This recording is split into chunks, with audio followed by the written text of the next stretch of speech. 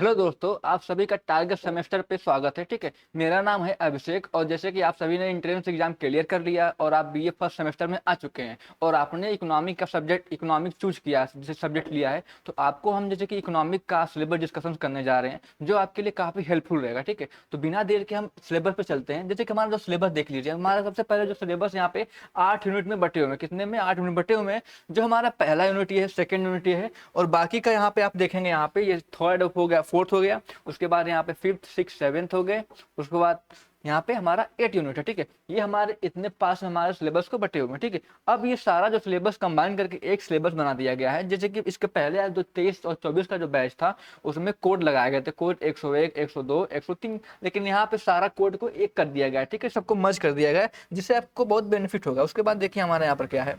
सबसे पहले हम आपका जो सिलेबस है, जिसका पहला यूनिट हमारा है, यहाँ पे आप पहला यूनिट में देखेंगे हमें आपके यहाँ पर क्या है। एक मिनट, जो हमारा जो यहाँ पे जो पहला यूनिट है यहाँ पर देखेंगे, यहाँ पे इंट्रोडक्शन में क्या है। इंट्रोडक्शन में देखेंगे यहाँ पर क्या है, मीनिंग ऑफ इकोनॉमिक की। इकोनॉमिक की मीनिंग क्या होती है? इकोनॉमिक की मीनिंग सबको पता होगा, साइंस ऑफ वेल्थ होता है। इकोनॉमिक का मीनिंग क्या होता है? Meaning of economic science of wealth हो गया, उसे इकोनॉमिक बोलते हैं। अब यहाँ पर देखेंगे प्रॉब्लम ऑफ स्केर्सिटी होता है, यहाँ पे हमारा प्रॉब्लम ऑफ स्केर्सिटी होती है, एंड चॉइसेस होता है, एंड अपॉर्चुनिटी कॉस्ट हो गया, प्रोडक्शन फंक्शंस हो गए, पॉसिबिलिटी फ्रंटियर कब होगा। ठीक है, जैसे कि आप सभी को पता होगा कि जो स्केर्सिटी क्यों होता है, क्योंकि हम जो ह्यूमंस है, हमारे जो वांट्स है वो अनलिमिटेड है, इसलिए वहाँ पे रिसोर्सेज हम जो हमारे क्या वो लिमिटेड में है, इसलिए हमारे यहाँ पे स्केर्सिटी होती है। अब हमारे यहाँ पे जो सेकेंड टाइप है, जो अपॉर्चुनिटी कॉस्ट हो गया। ठीक है, ये अपॉर्चुनिटी कॉस्ट का मतलब होता क्या है, आप अभी बता रहे हैं, एक मिनट।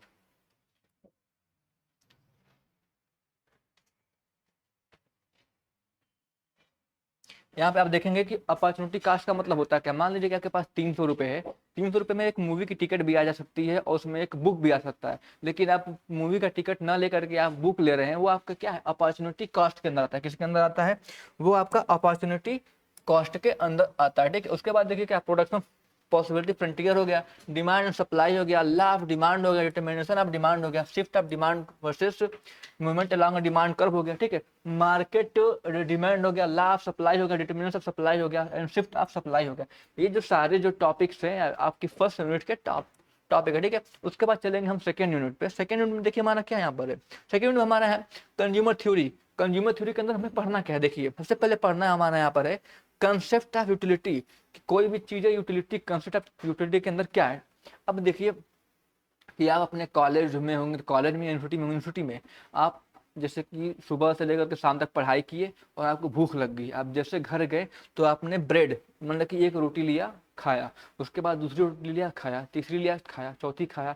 जो पहला आपने ब्रेड खाया था जिस लहजे से, मतलब कि जिस तरीके से, उस तरीके से आपका जो फोर्थ वाला जो ब्रेड है वो नहीं खाएंगे। ठीक है, तो उसके कहने का मतलब यूटिलिटी है। ठीक है, अब इसका मतलब है, ठीक है, वो यूटिलिटी के अंदर आता है। अब यहाँ पे जो टॉपिक है डिमिनिशिंग मार्जिनल यूटिलिटी क्या होता है। अब जो डिमिनिशिंग मार्जिनल यूटिलिटी होता है, जैसे कि आपने पहला से लेकर चौथे जो ब्रेड खाए, आपने 1 2 3 4 खाए हैं, उसके बाद जैसे कि जो टोटल यूटिलिटी, ठीक है, जो टोटल यूटिलिटी आप इंक्रीजिंग टू और डिक्रीजिंग जो होता है, ठीक है, उसी को क्या बोलते हैं, डिमिनिशिंग मार्जिनल बोलते हैं। उसके बाद देखिए क्या है, ये डायमंड एंड वाटर पैराडॉक्स हो गया। डायमंड वाटर पैराडॉक्स ये बोलता है कि हमारे अर्थ पे जैसे कि पानी बहुत एविडेंट मात्रा में है लेकिन वो वैल्यूएबल नहीं है, लेकिन जो डायमंड है वो प्रीसियस में क्यों आता है, क्योंकि जो डायमंड है वो बहुत कम है इसलिए वो प्रीसियस में आता है, और जो वाटर है ये बहुत सारा है, ठीक है, इसलिए वो प्रीसियस नहीं है। इसलिए ये डायमंड वाटर पैराडॉक्स का मतलब कि जो ये थ्योरी है।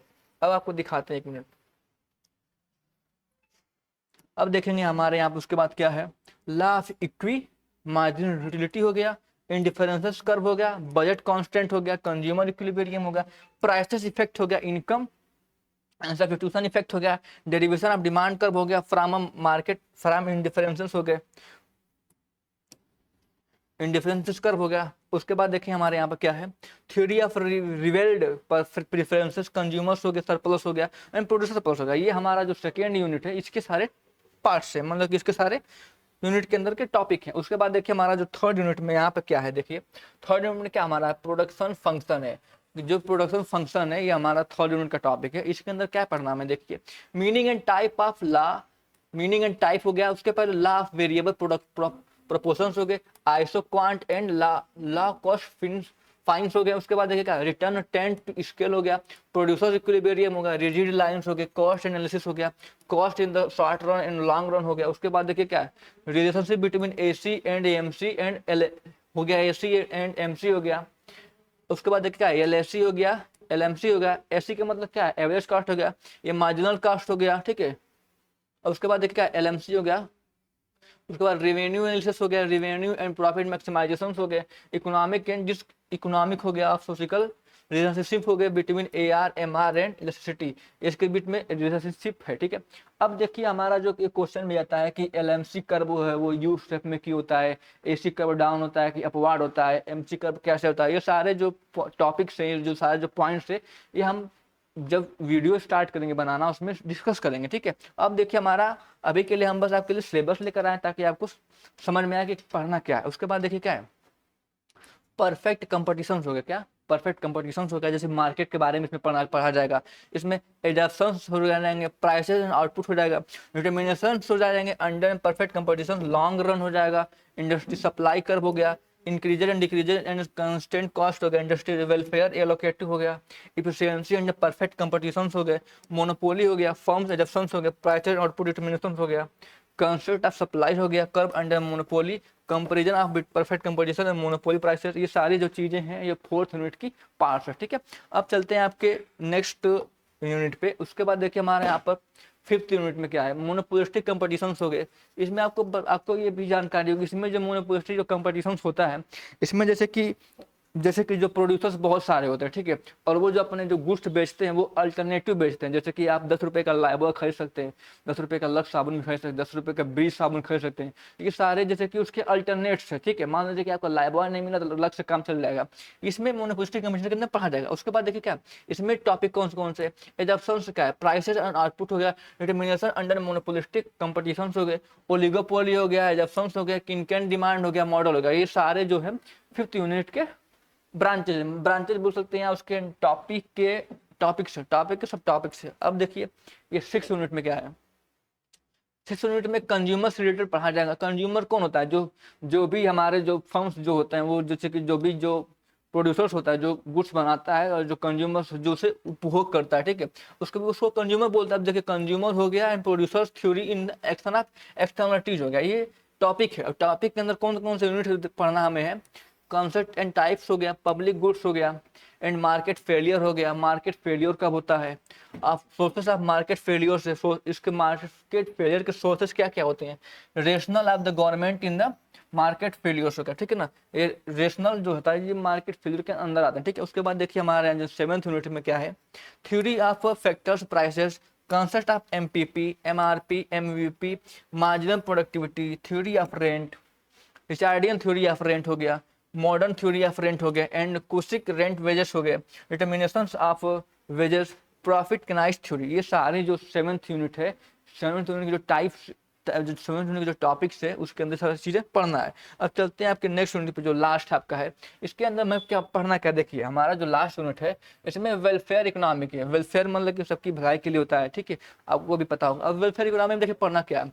Concept and definition of welfare economic हो गया, नॉर्मेटिव एंड पॉजिटिव इकोनॉमिक हो गया, concept of social welfare economic हो गया, वेलफेयर हो गया, पार्टी ऑफ ऑप्टिमिलिटी हो गया, कंडीशंस हो गया, ग्रैंड यूटिलिटी हो गया, पॉसिबिलिटी फ्रंटियर हो गया। उसके बाद न्यू वेलफेयर इकोनॉमिक हो गया, कैलकुलर 6 हो गया, वेलफेयर क्राइटेरिया, सोशल वेलफेयर हो गया, function theory of social choice. ये सारे जो हमारे 8 यूनिट थी, ये सारे हमने आपको डिस्कस कर दिया है। अगर इसमें आपको कहीं कोई डाउट होगा तो कमेंट बॉक्स में जरूर लिखिएगा, हम आपको दोबारा बताएंगे। अब देखिए हमारे आपके लिए यहाँ पे हमारा प्लेटफॉर्म पे एक आपके लिए बैच लाया गया है, ठीक है, जिसकी प्राइस 349 की है, 349 रुपीज का है। और आप गुरुकुल